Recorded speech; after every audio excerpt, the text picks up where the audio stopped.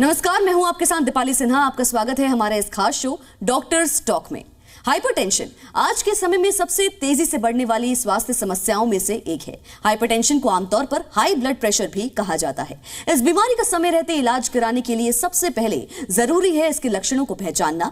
आमतौर पर यह तब होता है जब ब्लड वेसल में बहुत ज्यादा दबाव होने लगता है। आपको बता दें, अगर इसे गंभीरता से नहीं लिया जाए तो स्थिति बिगड़ भी सकती है। आपको बता दें, इसके बहुत से कारण हैं, जैसे बढ़ती उम्र, मोटापा, खराब खान पान, खराब जीवन शैली और क्या क्या कारण है इसके।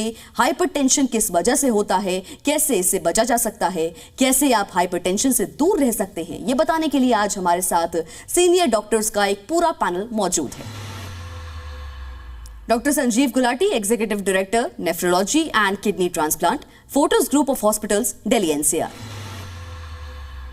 Doctor Sahil Bagai, senior consultant, department of nephrology and renal transplant medicine, Max super speciality hospital, Saket, Delhi. Doctor Sudhanshu Shekhar Parida, principal consultant, cardiology, Fortis hospital, Shalimar Bagh, Delhi. Doctor Ashish Agarwal, MBBS, MD, medicine DM, cardiology, FSCAI director, Aakash health care. आप सभी का स्वागत है हमारे इस खास शो में। डॉक्टर संजीव, मेरा पहला सवाल आपसे है, हाइपरटेंशन क्या है और ये कैसे पता चलता है? हाइपरटेंशन यानी high blood pressure, blood pressure जो नॉर्मल रेंज से ज्यादा हो और 18 साल से ऊपर 120/80 से अगर बीपी आपका ज्यादा हो तो उसे हाई ब्लड प्रेशर बोला जाता है। बच्चों में आपकी एज, वेट और जेंडर के हिसाब से नॉर्म्स थोड़े से अलग हैं, इसलिए उसको हम चार्ट्स के बेसिस पे अगर ब्लड प्रेशर मेजर करके कंपेयर करते हैं तो पता चलता है। आपका ब्लड प्रेशर है या नहीं है वो तभी पता चलेगा जब आप इसको एक प्रॉपर टेक्निक से नापेंगे। डॉक्टर संजीव, ये बताइए कि हाइपरटेंशन होने के प्रमुख कारण क्या हो सकते हैं? हाई ब्लड प्रेशर यानी हाइपरटेंशन किसी भी एज में हो सकता है। यंगर इंडिविजुअल्स यानी 35 साल से नीचे अगर आपको हाई ब्लड प्रेशर है तो किडनी डिजीज एक बहुत प्रमुख कारण है हाइपरटेंशन का।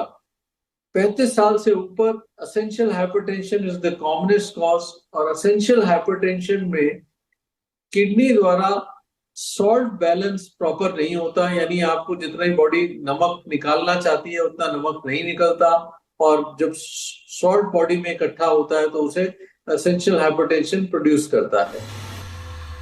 डॉक्टर संजीव, मैं आपसे जानना चाहूंगी, हाइपरटेंशन और किडनी डिजीज की बीमारी के बीच क्या संबंध होता है? हाई ब्लड प्रेशर और किडनी डिजीज बहुत क्लोजली कनेक्टेड है। पहले तो यंगर एज ग्रुप में, खासकर 35 साल से कम, हाई ब्लड प्रेशर में be a symptom of underlying kidney disease. तो ऐसे सभी इंडिविजुअल्स को अपनी किडनी का चेकअप करना चाहिए जिनको यंग एज में हाई ब्लड प्रेशर है। साथ ही साथ जैसे मैंने बताया, एसेंशियल हाइपरटेंशन जब लंबे अरसे तक चलती है, फेमिलियल हाइपरटेंशन, वो भी किडनी को डैमेज करती है, और ये top 3 causes of chronic kidney disease है। तीसरा, कोई भी किडनी की बीमारी हो, अगर हम ब्लड प्रेशर को अच्छी तरह कंट्रोल करेंगे तो किडनी की लाइफ सिग्निफिकेंटली बढ़ सकती है, किडनी का डैमेज स्लो डाउन होता है। इसलिए हाई ब्लड प्रेशर और किडनी डिजीज बहुत क्लोजली कनेक्टेड है। वर्ल्ड हाइपरटेंशन डे के उपलक्ष्य में मैं आप सभी को रिक्वेस्ट करूंगा कि कम से कम एक बार अपना बीपी जरूर चेक कराएं। डॉक्टर साहिल, ये बताइए, अगर किसी व्यक्ति में हाइपरटेंशन के लक्षण होते हैं तो उसे किस समय चिकित्सा सहायता लेनी चाहिए? रक्तचाप यानी कि हाइपरटेंशन अगर किसी को डिटेक्ट होता है, पहली चीज हमें ये याद रखनी है कि सिंगल रीडिंग ही हाइपरटेंशन को इस्टेब्लिश नहीं करती। हाइपरटेंशन को सही मायने में करीब 1 हफ्ते के अंतर्गत 2 बार चेक करना है। अगर ब्लड प्रेशर या रक्तचाप का लेवल 140/90 से ज्यादा है तो उसको हाइपरटेंशन का डायग्नोसिस बोला जाएगा। सिम्टम्स ऑफ हाइपरटेंशन की बात करेंगे या लक्षण की बात करेंगे तो किसी का रोजाना सर दर्द होना जो पिछले सिर के हिस्से में ज्यादा रहेगा, किसी को नोजिया या जिसको हम मछली आना कहते हैं या फिर वॉमिटिंग्स आना, किसी को बहुत ज़्यादा घबराहट या एंजाइटी होना या हम पैल्पिटेशंस कहते हैं, अगर ऐसा फीलिंग होना, किसी को ब्लरिंग ऑफ विजन होना, नक्सीर आना या नेजल ब्लीड होना, एपिस्टैक्सिस, या किसी को कंफ्यूजन होना, ये सारे लक्षण हैं ब्लड प्रेशर के। अगर ऐसा कोई लक्षण भी किसी को अपने अपने के साथ होता हुआ या अपने परिवार में किसी परिजन के साथ होता हुआ मिले, तो उस पेशेंट को या उसके साथ वाले को मेडिकल हेल्प का जरूरत पड़ेगा। अगर किसी को ऐसे लक्षण मिलते हैं तो ये जरूरी नहीं कि ये लक्षण सारे के सारे मिलेंगे तभी किसी डॉक्टर के पास जाना है। इनमें से कोई भी लक्षण अगर आपको लगे कि ये ब्लड प्रेशर या रक्तचाप की तरफ संकेत करता है, तो कृपया अपने नज़दीकी फिजिशियन से ज़रूर संपर्क करें। अगर किसी इंडिविजुअल में जिसका उम्र 30 साल से कम है या 55 साल से ज़्यादा है, ऐसे किसी एज ग्रुप में अगर हमें ऐसे लक्षण मिलते हैं तो हमें इमीडिएटली मेडिकल अटेंशन का ज़रूरत पड़ेगा, क्योंकि ऐसे केसेस में हम सेकेंडरी हाइपरटेंशन कहते हैं इन पेशेंट्स को। इसका मतलब है कि जो नॉर्मल तौर पे जिसको हम बोलते हैं कि ये हमारे जेनेटिक या फेमिलियल ब्लड प्रेशर है, ये हमारे घर में सभी को होता है, ये उस श्रेणी में नहीं आते। ऐसे पेशेंट के लिए कोई ना कोई हिडन रीजन होगा, और उसको ढूंढने के लिए आप अपने जनरल फिजिशियन से, अपने करीबी डॉक्टर से जरूर संपर्क। डॉक्टर साहिल, हाइपरटेंशन में क्या क्या संभावित कॉम्प्लिकेशंस हो सकते हैं? हाइपरटेंशन या रक्तचाप ऊपर से अगर हम शुरुआत करें तो सर से लेके आपके गुर्दे तक काफ़ी ऑर्गन्स को इन्वॉल्व कर सकते हैं। अगर हम ब्रेन की बात करेंगे तो ब्रेन में स्ट्रोक मतलब फालिश आना, या हाइपरटेंसिव एनकेफेलोपैथी कहना, या फिर हाई ब्लड प्रेशर की वजह से, जिसका ब्लड प्रेशर 200 से ऊपर था, उसकी वजह से उसको गफलत हो जाती है।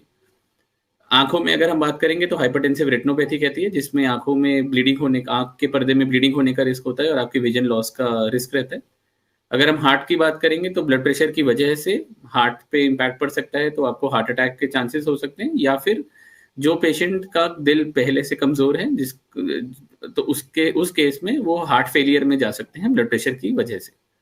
अगर हम किडनी की बात करते हैं तो किडनी एंड ब्लड प्रेशर का रिलेशन बहुत क्लोजली होता है। बहुत सारे केसेस में जिनको लंबे समय से ब्लड प्रेशर रहा है, उनका किडनी भी ब्लड प्रेशर खराब कर सकती है। और बहुत सारे केसेस में, जैसे मैंने बताया था कि लेस देन 30 ईयर्स है या मोर देन 55 ईयर्स है और उनको ब्लड प्रेशर हो रहा है, तो उनका मुख्य कारण किडनी भी हो सकता है। ब्लड प्रेशर बहुत लंबे समय तक अगर रहेगा तो उसको हम हाइपरटेंसिव नेफ्रोस्क्लेरोसिस कहते हैं। मतलब ब्लड प्रेशर की वजह से किडनी में कुछ ऐसे चेंजेस आए जो परमानेंटली किडनी को डैमेज कर गए। बहुत सारे केसेस में ऐसा रहता है कि अगर किडनी का कोई और बीमारी है पर अनकंट्रोल ब्लड प्रेशर चल रहा है, ऐसे पेशेंट्स में फर्दर रीनल इंजरी, मतलब किडनी को दोबारा और ज्यादा चोटिल होने के चांसेस हो जाते हैं। अंडरलाइंग अगर किसी को ऑर्गन डिसफंक्शन था, चाहे वो हार्ट होगा या वो किडनी होगा या ब्रेन होगा, अगर अनकंट्रोल ब्लड प्रेशर रहता है तो आपका ऑर्गन का चोट सिर्फ और सिर्फ बढ़ेगा। इसीलिए ऐसा माना जाता है कि किसी भी समय किसी को अपना ब्लड प्रेशर ज्यादा मिलता है तो उसका उपचार उसी समय होना चाहिए, उसे डिले नहीं करना। डॉक्टर साहिल, मेरा अगला सवाल आपसे है, हाइपरटेंशन से गंभीरता कितने समय के बाद बढ़ जाती है? रक्तचाप की गंभीरता को अगर हम टेस्ट ना करें तो उसी में सभी का भलाई रहेगा। अगर आप वेट करेंगे कि कॉम्प्लिकेशन होगा और तब आप अपने मेडिकल फैसिलिटी तक पहुंचेंगे तो उसमें अधिकतर उस समय आप लेट हो जाएंगे। जैसे मैंने आपको बताया कि complication of blood pressure sir से लेके किडनी तक काफ़ी ऑर्गन्स खराब कर सकते हैं।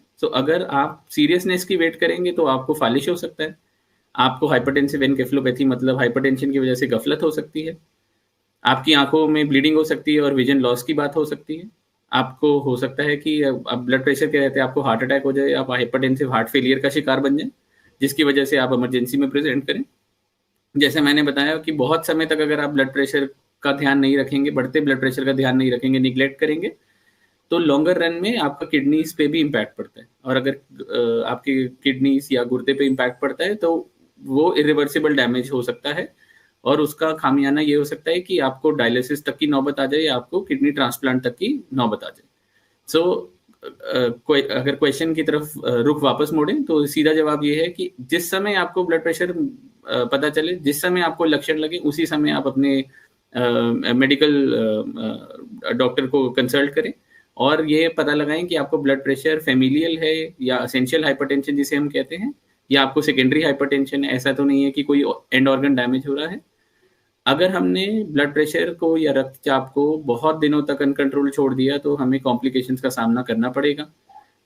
इसीलिए बॉटम लाइन यही रहेगा कि जिस समय ब्लड प्रेशर का आपको पता चले उसी समय आप अपने मेडिकल फैसिलिटीज को कांटेक्ट करिए और अपना ब्लड प्रेशर से रिलेटेड सारे डाउट्स को क्लियर करिए। डॉक्टर सुधांशु, ये बताइए कि क्या हाइपरटेंशन अन्य रोगों और अंगों पर भी असर डाल सकता है? हाइपरटेंशन एक ना लाइफस्टाइल डिजीज है। दैट मीन्स अगर ये ट्रीटेड नहीं हुआ या कंट्रोल नहीं हुआ, कंट्रोल हम तभी बोलते हैं जो अगर ये 140/90 से नीचे ना हो, तो ये अन्य अंगों पर भी इफेक्ट करता है, because every organ needs blood pressure to control. तो अन्य अंग जैसे कि हार्ट के ऊपर इफेक्ट करता है कि हार्ट फेलियर कर सकता है, हार्ट अटैक ला सकता है। ब्रेन के ऊपर ये इफेक्ट लाइक ब्रेन अटैक लाता है, और अन्य बीमारी लाइक किडनी प्रॉब्लम्स का भी मुख्य कारण हाइपरटेंशन होता है। अगर हाइपरटेंशन कंट्रोल नहीं हुआ तो ये किडनी फेल का भी एक बड़ा सा रीजन है। इसके साथ साथ ये शुगर भी बढ़ाता है, दैट मीन्स डायबिटीज भी कॉज करता है, और अन्य बीमारी लाइक कोलेस्ट्रॉल भी बढ़ाने का भी कारण हाइपरटेंशन है। तो हाइपरटेंशन कंट्रोल करना जरूरी है। ये कंट्रोल नहीं होगा तो ये सब बीमारी आगे जाके आने की चांसेस बहुत ज्यादा बढ़ जाती है। डॉक्टर सुधांशु, मैं आपसे ये जानना चाहूंगी कि हाइपरटेंशन का डायग्नोसिस कैसे किया जाता है और इसकी जांच में क्या-क्या शामिल होता है? हाइपरटेंशन डायग्नोस करने एक सिंपल सी टेस्ट जैसे ब्लड प्रेशर मेजरमेंट ही होता है। अगर आप ऑफिस में रहते हैं, मतलब अगर क्लिनिक विजिट करते हैं, अगर ये 140/90 से ज्यादा रहती है तो हम उसको हाइपरटेंशन लेवल करते हैं।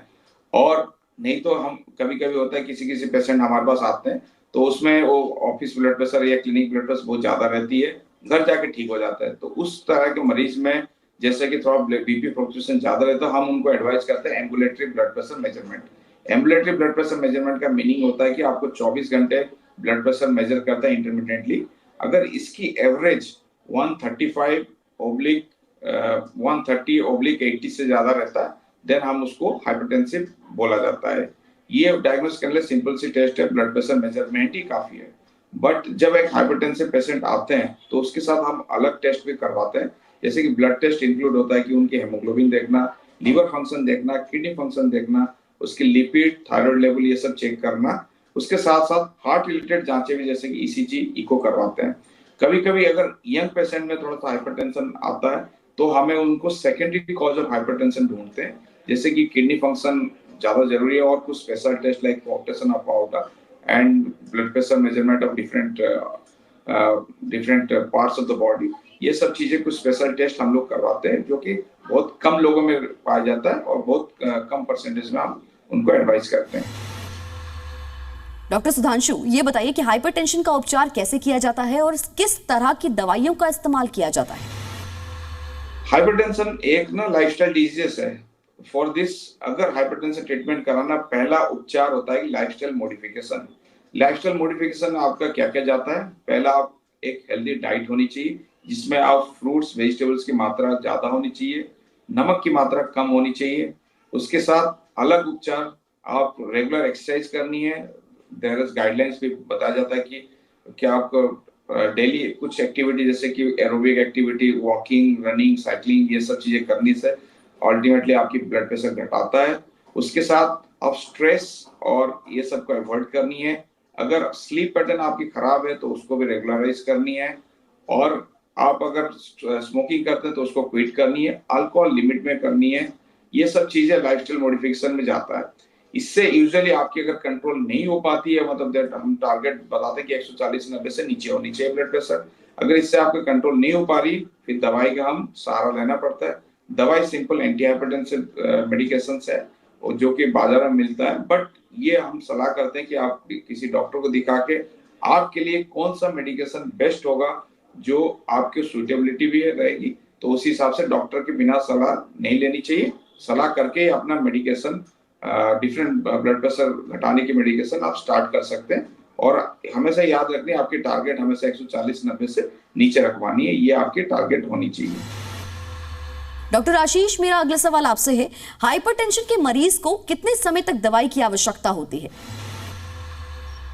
ये एक कॉमनली पूछे जाने वाला क्वेश्चन है बाय पेशेंट्स जब हाइपरटेंशन डायग्नोज होता है, and the moment we write medicine to the patient, the first question is कि क्या सर इस दवाई की मुझे आदत लग जाएगी या इस दवाई के कोई साइड इफेक्ट होंगे। तो अगर हम इसके ड्यूरेशन की बात करें तो ज़्यादातर पेशेंट्स को हाइपरटेंशन की दवाई हमेशा लाइफ टाइम ही खाते रहना पड़ता है। इसका कारण है कि हाइपरटेंशन एक क्रॉनिक डिसीज़ है जिसे मेडिसिन से क्योर नहीं किया जा सकता, कंट्रोल किया जा सकता है। हाँ, ऐसा होता है कि कुछ लोगों में बॉर्डरलाइन हाइपरटेंशन होता है और उनको अगर हम अच्छी लाइफस्टाइल मेजर्स के थ्रू, फॉर एग्जांपल वेट कम करने से, एक्सरसाइज करने से, डाइटरी चेंजेस करने से, अगर स्ट्रेस कम करने से अगर बॉर्डरलाइन हाइपरटेंशन नीचे आ जाता है तो कभी कभी इन मेडिसिन को बंद भी किया जा सकता है। बट ज़्यादातर केसेस में हाइपरटेंशन की दवाई लाइफ लॉन्ग खानी पड़ती है। इसके लाइफस्टाइल चेंजेस के बारे में हम आगे डिस्कस करेंगे, but there is a big inertia among the public that they don't want to take the medicines because hypertension एक silent killer के नाम से जाना जाता है। इसका मतलब इसके कोई symptoms नहीं होते। इसे हम कह सकते हैं कि ये एक दीमक की तरह है जो आपकी बॉडी में अंदर ही अंदर आपके शरीर को खोखला करता है और आगे आने वाले टाइम में लेटर ऑन इसके लॉन्ग टर्म कॉन्सिक्वेंसेस हमें देखने पड़ते हैं। हाइपरटेंशन एक ऑर्गन्स लिमिटेड डिसीज नहीं है।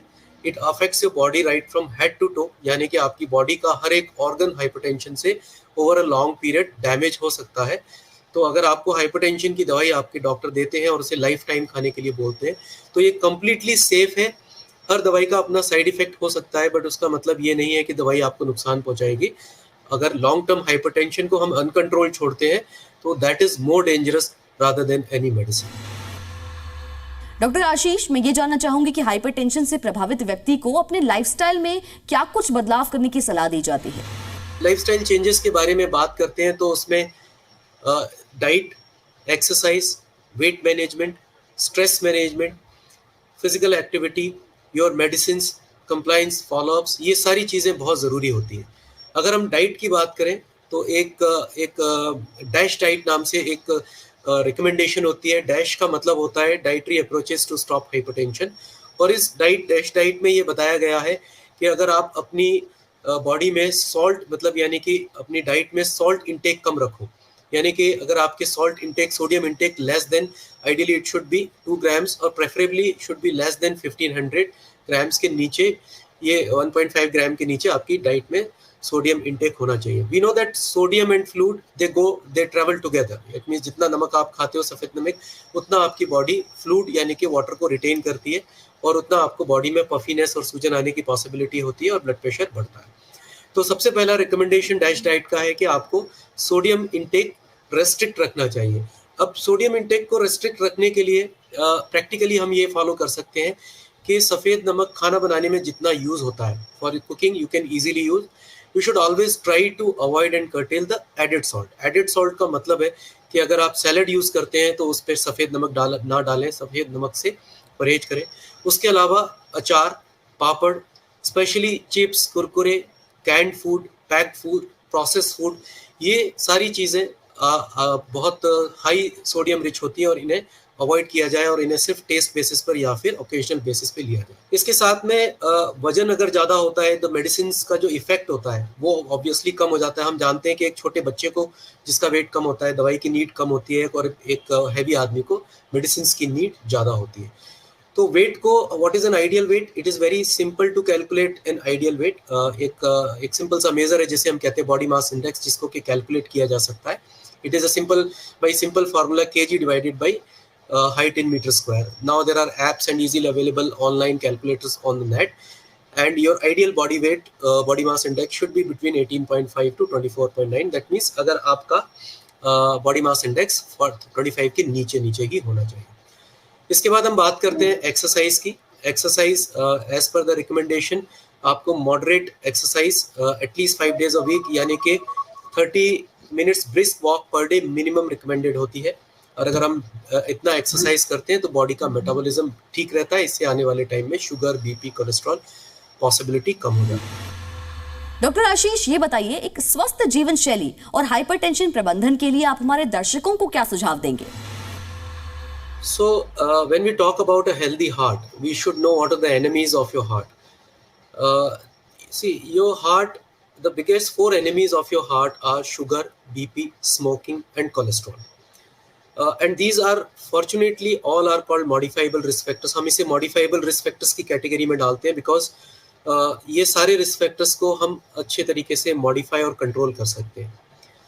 Then there are certain non-modifiable risk factors also. For example, increasing age, male gender. We know that these are some of the non-modifiable risk factors where we cannot do anything. So we have to understand that all these risk factors, जो मैंने 4 risk factors की बात की, ये strictly control होने चाहिए. Unfortunately, ये सारे risk factors are called silent killers. इसका मतलब ये है कि हमें पता है कि शुगर, बीपी, कोलेस्ट्रॉल, इनके कोई सिम्टम्स नहीं होते. तो ये सबसे कैजुअली और लाइटली लेने वाले रिस्क फैक्टर्स हैं. काफ़ी बार ऐसा देखा गया है कि पेशेंट जब हार्ट अटैक या हार्ट फेलियर के साथ आता है तो कुछ लोगों को हिस्ट्री होती है कि हाइपरटेंशन या डायबिटीज़ उनको सालों से था और वो अनकंट्रोल चलता रहा. They were of an opinion that because they were symptomatic, they were symptomless, that means उनको कोई तकलीफ नहीं थी तो दवाई की ज़रूरत नहीं थी, which is absolutely wrong. So my urge to the patient is that आपको अपना शुगर, बीपी, कोलेस्ट्रॉल ये routinely not less than at least once in a year routinely check करना चाहिए. और अगर आपका ब्लड प्रेशर या शुगर एक लिमिट के ऊपर है, आपको अपने डॉक्टर से मिल करके इनको स्ट्रिक्टली कंट्रोल करना चाहिए, क्योंकि यही वो 4 कारण है जिससे कि ज़्यादातर लोगों में 8 to 9 out of 10 heart patients are related to these 4 risk factors. So my recommendation to everybody to have a healthy heart is number 1, maintain a healthy body weight. Number 2, have an adequate exercise every day. Number 3, don't smoke if you. Number 4, control all the risk factors for heart attack. Mental well-being is very, very important. That means you have to do in some activities of yoga, meditation, or any kind of exercise which is necessary for your mental well-being. So that is all we want to discuss today. आप सभी doctors का बहुत बहुत शुक्रिया हमारे साथ जुड़ने के लिए. हाइपरटेंशन को साइलेंट किलर माना जाता है. कई बार लंबे समय तक इसके लक्षण समझ में नहीं आते हैं, लेकिन ये बेहद जरूरी है कि आप इसके प्रति सतर्क रहें. डॉक्टर्स ने आज आपको जानकारी दी, उसे हमेशा ध्यान रखें ताकि आप स्वस्थ रहें और अच्छा जीवन जी सकें.